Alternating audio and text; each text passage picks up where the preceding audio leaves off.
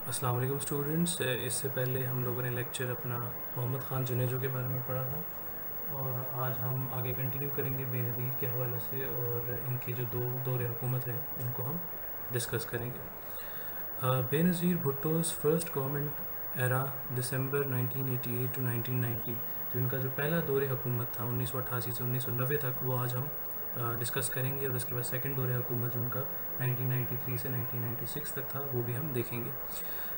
ہم یہاں سے ریڈنگ شروع کرتے ہیں. General elections were held in 1988 in Pakistan Peoples Party leader Benazir Bhutto was elected Pakistan's and Islamic first woman prime minister. The following are the important events of بے نظیر بھٹو's first term. سب سے پہلی چیز ہے کہ عام انتخابات 1988 میں ہوئے تھے، جب جنرل ضیاء الحق کی ڈیتھ ہو گئی تھی، جب ان کا ایروپلین کریش کر گیا تھا. تو پیپلز پارٹی کی جو لیڈر اس ٹائم میں تھی، جو ذوالفقار علی بھٹو کی صاحبزادی تھی بے نظیر بھٹو، وہ پاکستان کی، نہ صرف پاکستان کی بلکہ اسلامک دنیا کی پہلی خاتون وزیر اعظم منتخب ہوئیں. اور یہ پاکستان کو اعزاز جاتا ہے کہ انہوں نے پہلی خاتون وزیر اعظم کو الیکٹ کیا. اس کے ساتھ ساتھ میں ایڈیشنل یہ بھی بتاتا جاؤں کہ امریکہ جو ہمیشہ وومن رائٹس کے حوالے سے بات کرتا ہے، امریکہ میں آج تک کوئی بھی خاتون الیکٹ نہیں ہوئی، جبکہ انڈیا میں اندرا گاندھی ایک دفعہ الیکٹ ہوئی ہیں، اور بنگلہ دیش میں بھی حسینہ واجد اور خالدہ ضیاء الیکٹ ہوئی ہیں. بتانے کا مقصد یہ ہے کہ جو ڈیولپنگ کنٹریز ہیں انہوں نے اپنی خواتین کو ایسا موقع دیا ہے کہ وہ وزیر اعظم بن سکیں، جبکہ ویسٹرن کنٹریز جو ہمیشہ سے وومن رائٹس اور ہیومن رائٹس کی بات کرتے ہیں، انہوں نے کبھی بھی کسی بھی خاتون لیڈر کو یا اپنے پریزیڈنٹ ان کو الیکٹ نہیں کیا. تو پہلا پوائنٹ ہے the dissolution of Balochistan assembly, Urdu میں ہے بلوچستان اسمبلی کی برخاستگی. The chief minister of Balochistan, اس ٹائم کے جو وزیر اعلیٰ تھا میر ظفر اللہ خان جمالی، ان کو ووٹ آف نو کانفیڈنس ملا. ایک ہوتا ہے ووٹ آف کانفیڈنس اور ایک ہوتا ہے ووٹ آف نو کانفیڈنس. اس کا مطلب یہ ہوتا ہے کہ بیٹا اسمبلی کے اندر جب اسمبلی کو لگتا ہے یا عوام کو لگتا ہے کہ ایک وزیر اعلیٰ یا وزیر اعظم اب اعتماد کے قابل نہیں ہے یا اس کو ہٹا دینا چاہیے، لوگ اس پہ اعتماد نہیں کرتے، تو پھر اسمبلی کے اندر چاہے وہ پروونشل اسمبلی ہو، مطلب صوبائی اسمبلی ہو، یا قومی اسمبلی ہو. یاد رکھیے گا، قومی اسمبلی میں وزیر اعظم ہوتا ہے اور صوبائی اسمبلی میں وزیر اعلیٰ ہوتے ہیں. ہر صوبے کے الگ الگ، بلوچستان کا اپنا وزیر اعلیٰ ہے، پنجاب کا اپنا وزیر اعلیٰ ہے، سندھ کا اپنا وزیر اعلیٰ ہے، اور KPK کا اپنا وزیر اعلیٰ ہے. تو ان صوبائی اسمبلیوں میں یا نیشنل اسمبلی میں یا قومی اسمبلی میں جب کسی پہ اعتماد نہیں کیا جاتا تو پھر ووٹ لیا جاتا ہے. اس ووٹ کو ہم کہتے ہیں ووٹ آف کانفیڈنس یا ووٹ آف نو کانفیڈنس. مطلب ہوتا ہے کہ اگر 50% سے زیادہ وہاں پہ اسمبلی کے لوگ ووٹ کر دیں کہ ہمیں اس شخص پہ اعتماد نہیں ہے، تو پھر اس کو ہٹا دیا جاتا ہے. اسی طرح اگر اس کے اپوزٹ، اگر اس کو اعتماد کا ووٹ مل جائے کہ ہاں جی ہم اس پہ اعتماد کرتے ہیں، تو پھر اس کو بحال رکھا جاتا، اس کو نہیں ہٹایا جاتا. تو میر ظفر اللہ خان جمالی اس ٹائم بلوچستان کے وزیر اعلیٰ تھے، اور ان کے خلاف ووٹ آف نو کانفیڈنس آ گیا کہ ان پہ کانفیڈنس نہیں تھا، اور 1988 کے اندر ان کی جو اسمبلی ہے، ان کی حکومت جو ہے، اس کو برخاست کر دیا گیا. پھر اس کے بعد بلوچستان ہائی کورٹ نے اس اقدام کو غلط قرار دیا گیا، اور انہوں نے کہا یہ غیر آئینی ہے، ان کانسٹیٹیوشنل ہے، اور دوبارہ سے ان کی حکومت کو بحال کر دیا گیا، اور ان کو دوبارہ سے وزیر اعلیٰ لگا دیا گیا. دوسرا پوائنٹ اس کا یہ ہے کہ انہی کے دور حکومت میں پریزیڈینشیل الیکشنز ہوئے، صدارتی انتخابات ہوئے، جن میں دو لوگ کھڑے تھے، ایک غلام اسحاق خان کھڑے ہوئے تھے، اور ساتھ میں دوسرے نواب زادہ نصر اللہ خان. تو سب سے زیادہ ووٹ کن کو ملے؟ غلام اسحاق خان کو، اور وہ پاکستان کے صدر منتخب ہو گئے دسمبر 1988 کو. اور یاد رکھیے گا کہ جو صدر کے انتخابات ہوتے ہیں اس میں قومی اسمبلی، سینٹ اور صوبائی اسمبلی ووٹ کرتے ہیں. اس کا مطلب ہے نیشنل اسمبلی، سینٹ اور پروونشل اسمبلیز ووٹنگ کرتی ہیں، جس کے بعد پھر کوئی صدر منتخب ہوتا ہے. اور تیسرا پوائنٹ ہے Pakistan joins commonwealth, Pakistan کی دولت مشترکہ میں دوبارہ شمولیت ہوئی. یاد رکھیے گا کامن ویلتھ کے وہ کنٹریز ہیں جنہوں نے کلونیل پاور سے آزادی حاصل کی تھی، جنہوں نے انگریزوں سے، فرینچ سے، یا ان تمام جو کلونیل پاورز تھی ان سے آزادی حاصل کی تھی. یہ تمام کنٹریز ایک نئی آرگنائزیشن میں شامل ہوئے جس کا نام تھا کامن ویلتھ، اور اس کو لیڈ کرنے والے بھی برطانیہ والے ہی ہیں، جو ہمارے کلونیل ہیڈز تھے. اور after separation from the Commonwealth in 1972 Pakistan rejoined in 1989. 1972 میں پاکستان نے یہ کامن ویلتھ، اور یہ جس کو دولت مشترکہ اردو میں کہتے ہیں، اس ادارے کو چھوڑ دیا تھا، اس سے علیحدہ ہو گیا تھا. اور پھر بے نظیر کی حکومت میں 1989 میں پاکستان نے دوبارہ اس میں شمولیت حاصل کی تھی.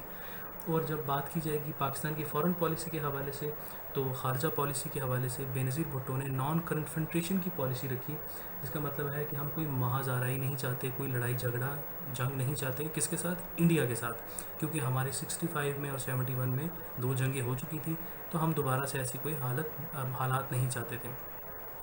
اسی دور حکومت میں اور ضیاء الحق کے دور حکومت میں کچھ 2-3 کانسپریسیز بھی ہوئی تھی. ایک ٹائم ایسا آیا تھا جب کہوٹا کے اوپر، کہوٹا وہ جگہ ہے جہاں پر ہمارے نیوکلیر ویپنز بن رہے تھے اور ہمارا نیوکلیر پروگرام چل رہا تھا، آج بھی وہیں پہ ہیں. تو کہوٹا کے اوپر اٹیک کرنے کی بات ہونا شروع ہو گئی تھی کہ انڈیا شاید کہوٹا کے اوپر اٹیک کر دے تاکہ ہمارا نیوکلیر پروگرام فیل ہو جائے. اور یہ وہی دور حکومت ہے، 80s کے اندر یہ ساری باتیں چل رہی تھیں اس ٹائم جب پاکستان افغان جہاد میں امریکہ کی ہیلپ کر رہا تھا. اور جب راجیو گاندھی نے پاکستان کا وزٹ کیا، جب 4th کانفرنس ہوئی تھی سارک کی، جو south Asian association for regional cooperation ایک آرگنائزیشن ہے جس میں تمام جو آپ کے ساؤتھ ایشین کنٹریز اس میں شامل ہیں. تو جب یہ کانفرنس ہوئی تو اس کے اندر بے نظیر نے ان کے ساتھ اچھے تعلقات بنانے کی بات کی راجیو گاندھی کے ساتھ. اور اس ٹائم میں انڈیا کے اندر سکھوں کے خلاف ایک مہم چل رہی تھی، کیونکہ سکھ ایک نیا ملک خالصتان کے نام سے بنانے کی کوشش کر رہے تھے، جو آج بھی جاری ہے ان کی موومنٹ. تو اس میں کہتے ہیں کہ بے نظیر نے ان کو کچھ جو سکھ ہیں اور لیڈرز ان کے نام دیے، پاکستان نے پرووائڈ کیے تھرو بے نظیر راجیو گاندھی کو as a gesture of good will and friendship. Anyway آگے نیکسٹ ہے ہمارا ٹاپک سوشل ویلفیئر کا. The government had launch the people's work program for the development and social work for providing employment to the public. A department of placement bureau was set up. Thousands of people got employment. اور بے نظیر بھٹو کے دور حکومت کے اندر ہی سماجی بہبود کے حوالے سے کام کیے گئے، جس کے اندر ایک پلیسمنٹ بیورو بنائی گئی. پلیسمنٹ بیورو کا مقصد یہ تھا کہ جو لوگ پڑھے لکھے ہیں، جو لوگ اپنی تعلیم مکمل کر چکے ہیں، ان کو پھر نوکریاں پرووائڈ کی جائیں گی، ملازمتیں دی جائیں گی. اور اسی کے ساتھ ساتھ ان کو جو بھی مسائل تھے ان کے دیکھے جائیں گے. اور آخری ہمارا یہاں پہ پوائنٹ ہے دا ڈسمسل آف بے نظیر گورنمنٹ، بے نظیر بھٹو کی حکومت کی برطرفی. ان کو برطرف کس طرح کیا گیا کہ اس ٹائم کے جو صدر تھے، جو ہم نے بات کی تھی دسمبر 1988 میں آئے تھے، غلام اسحاق خان، انہوں نے اگست 1990 میں اپنی طاقت پاورز کو یوز کرتے ہوئے، جو کانسٹیٹیوشنل ان کی پاورز تھی، کانسٹیٹیوشن میں ایک آرٹیکل ہے 58(2)(b، یہ جو آپ دیکھ رہے ہیں 58(2)(b), اس کے اندر صدر کو یہ طاقت دی جاتی ہے کہ وہ موجودہ حکومت کو ڈیزالو کر سکتا ہے، ختم کر سکتا ہے، برطرف کر سکتا ہے. تو غلام اسحاق خان نے اسی کانسٹیٹیوشن کے آرٹیکل کو یوز کرتے ہوئے بے نظیر کی پہلی حکومت کو یہاں پہ برطرف کیا. اور کیوں برطرف کیا؟ کرپشن کے الزامات تھے ان پہ کہ انہوں نے کرپشن کی ہے، اور دھاندلی کی وجہ سے ان کو ہٹا دیا گیا 6 اگست 1990 کو. یہاں پہ ان کا پہلا دور حکومت ختم ہوتا ہے. بے نظیر کا نیکسٹ دور حکومت ہے 1993 سے لے کے 1996 تقریباً، جو کہ 3 سال کا ہے. اور یہ اکتوبر 1993 سے نومبر 1996 تک ہے. بے نظیر بھٹو دوبارہ سے الیکٹ ہوتی ہیں as a prime minister. Second time Pakistan کی عوام نے ان کو منتخب کیا. یاد رکھیے گا یہ جو 2 بے نظیر کی حکومتیں ہیں، ان کے درمیان ایک نواز شریف کی حکومت کے حوالے سے ہے. وہ ہم انشاءاللہ نیکسٹ آگے ہمارا جو ٹاپک ہے وہ اکٹھا ہی ہم اس کو ڈسکس کریں گے کہ پہلے بے نظیر آئی تھیں، پھر نواز شریف آئے تھے، پھر بے نظیر کچھ سالوں کے لیے آئی تھی، پھر نواز شریف آئے تھے. لیکن ہم یہاں پہ بک کی سیکوینس کو فالو کرتے ہوئے پہلے 2 بے نظیر کی جو حکومتیں ہیں یا جو ان کے ٹائم پیریڈ ہیں ان کو ہم ڈسکس کر رہے ہیں. سب سے پہلا پوائنٹ ہے ڈیولپمنٹل پروگرامز، جو ترقیاتی منصوبے تھے. ان میں ایک کراچی فلائی اوور بڑا فیمس ہے، برج انہوں نے بنایا تھا، اور لاہور بائی پاس کا انہوں نے جو ایک کنسٹرکشن ہے وہ شروع کی تھی، اس کی تعمیر شروع کی تھی. سیکنڈ پوائنٹ ہے plans for farmers and women. اور اس ٹائم میں انہوں نے فارمرز کے لیے، کسانوں کے لیے ایک کسان بینک بنایا تھا جہاں سے ان کو آسان قرضے ملتے تھے، اور خاص ساتھ میں ایک ٹریکٹر اسکیم نکالی تھی جس سے کسان جو ہے وہ ٹریکٹر بھی لے سکتے تھے.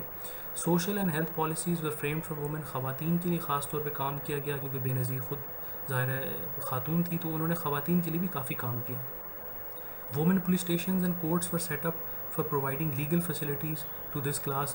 اور اس لیے خواتین کے لیے خاص پولیس اسٹیشنز بنائے گئے اور کورٹس بنائی گئی جس میں خواتین کے ہی کیسز اور معاملات دیکھے جاتے تھے. اس کے بعد 8th 5 year پلان، جو 8واں 5 سالہ منصوبہ تھا، اس کو بھی شروع کیا گیا اور وہ کافی حد تک کامیاب بھی ہوا اور اس میں ملک کی پراسپیرٹی بھی ہوئی.